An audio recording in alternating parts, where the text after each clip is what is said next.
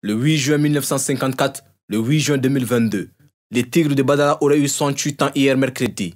Soumaïlou Boubèye Maïga, ou encore le Tigre de Badala, l'une des figures incontournables de la scène politique malienne de ces 30 dernières années, s'en est allé le lundi 21 mars, après une longue maladie. Inculpé et placé sous mandat de dépôt le 26 août 2021, dans le cadre du dossier dit des équipements militaires et de l'avion présidentiel, Soumaïlou Boubèye Maïga a été détenu à la maison centrale d'arrêt de Bamako, où il partageait une cellule avec plus de 80 autres détenus de tout genre.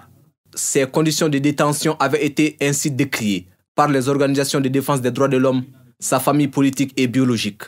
Ces difficiles conditions n'ont pas arrangé sa situation de santé. Il traînait depuis une dizaine d'années certaines pathologies.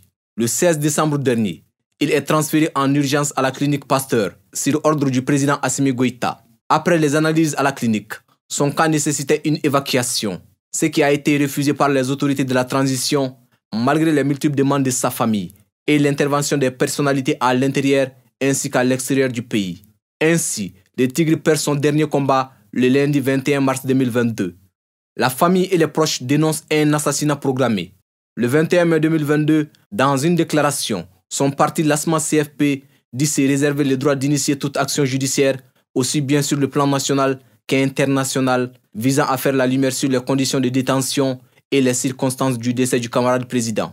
2 mois après le départ du Tigre de Badala, les blessures laissées par les circonstances atroces de son décès sont toujours ouvertes.